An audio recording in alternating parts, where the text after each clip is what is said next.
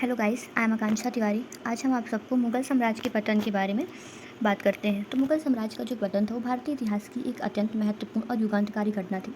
16वीं और 17वीं शताब्दी में अपनी पराकाष्ठा पर पहुंचा यह महान साम्राज्य 18वीं शताब्दी के पूर्वार्ध में धीरे धीरे बिखरने लगा।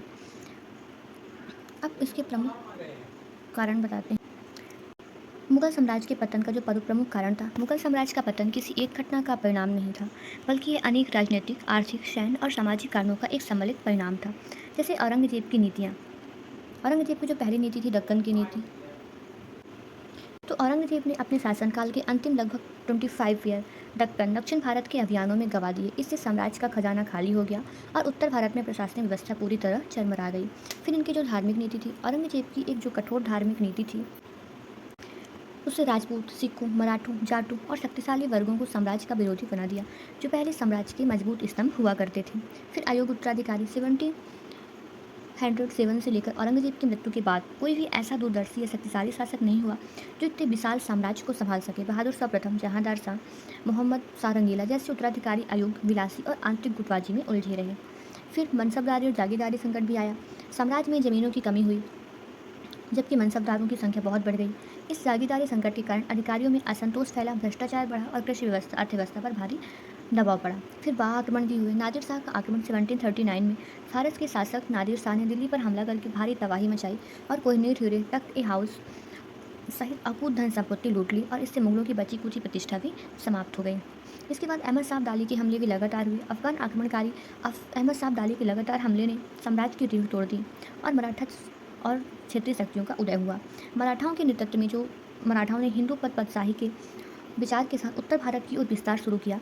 उन्होंने मुगल सूबों पर कब्जा करना, चौथ व सरदेशमुखी कर वसूलना शुरू कर दिया, जिससे मुगल सत्ता नाम मात्र की रह गई। फिर 18वीं शताब्दी तक जो मध्य भारत की स्थिति थी, 18वीं शताब्दी का मध्य भारत, आज का मध्य प्रदेश और आसपास का क्षेत्र अत्यधिक उथल पुथल, राजनीतिक पुनर्गठन और शक्ति संतुलन के बदलाव का दौर था, जिससे मुगल सत्ता का ह्रास हुआ। फिर मध्य भारत में राजनीतिक शून्यता आई, मराठा अभ्युदय हुआ, स्थानीय बुंदेला, गोंड सत्ता, सिंधिया, होलकर, छत्रसाल व अन्य रियासतें हुई, जैसे मराठाओं का वर्चस्व और मालवा पर अधिकार। पेशवा बाजीराव का जो प्रथम अभियान था 1720 से लेकर 1730 के दशकों में पेशवा बाजीराव प्रथम ने मध्य भारत को अपनी गतिविधियों का केंद्र बनाया। 1737 में भोपाल के युद्धों में मराठाओं ने मुगल निजाम को पराजित कर मालवा पर पूर्णतः नियंत्रण स्थापित कर लिया। फिर सिंधिया और होलकर राजवंशों की स्थापना हुई। ग्वालियर के राजा जो सिंधिया, रणोजी सिंधिया ने ग्वालियर उज्जैन क्षेत्र में अपनी शक्ति बढ़ाई। इंदौर का होलकर, मल्हार राव होलकर ने मालवा इंदौर क्षेत्र में होलकर वंश की नींव रखी। आगे चलकर देवी अहिल्याबाई होलकर ने यहाँ एक कुशल और धर्मपरायण शासन व्यवस्था कायम की। फिर बुंदेलखंड की स्थिति। बुंदेलखंड में महाराजा छत्रसाल ने मुगल सत्ता के खिलाफ स्वतंत्र राज्य की स्थापना की। जब मुगल सूबेदार मोहम्मद खान बंगस ने छत्रसाल पर हमला किया, तब पेशवा बाजीराव प्रथम ने उनकी सहायता की। इसके बदले छत्रसाल ने मराठाओं को अपने राज्य का 1/3 हिस्सा और कर वसूली का अधिकार दिया, जिससे बुंदेलखंड में मराठा प्रभाव पक्का हो गया। इसके बाद गोंडवाना और भोपाल रियासत आए। भोपाल राज्य औरंगजेब की मृत्यु के बाद अफगान सैनिक दोस्त मोहम्मद खान ने 1707 के आसपास भोपाल रियासत में अपनी नींव रखी। इसके बाद गोंड साम्राज्य का विघटन। गढ़मंडला का गोंड साम्राज्य आंतरिक कला और मराठाओं के दबाव के कारण कमजोर पड़ता गया और धीरे धीरे मराठा प्रभाव क्षेत्र में आ गया। फिर आर्थिक और सामाजिक प्रभाव। सैनिक गतिविधियों का केंद्र था ये। मध्य भारत उत्तर और दक्षिण को जोड़ने वाला मुख्य मार्ग था, इसलिए यह नियंत्रण युद्धों और सैन्य अभियानों का अड्डा बना रहा। फिर सांस्कृतिक पुनर्जागरण। मराठा शासकों विशेषकर अहिल्याबाई होलकर ने महेश्वर, उज्जैन, ओमकारेश्वर जैसे धार्मिक व सांस्कृतिक केंद्रों का जीर्णोद्धार कराया और व्यापार बढ़ा। अब इसका हम कंक्लूजन देख लेते हैं।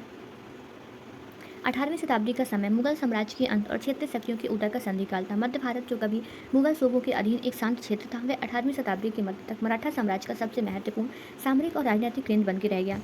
इसी राजनीतिक बदलाव ने आगे चलकर 19वीं शताब्दी में ब्रिटिश ईस्ट इंडिया कंपनी के विस्तार का मार्ग भी प्रशस्त किया। So thank you so much guys. आज हमारा मेडिएवल हिस्ट्री कंप्लीट हुआ। अब हम कल से आपको मॉडर्न हिस्ट्री शुरू करते हैं। Thank you.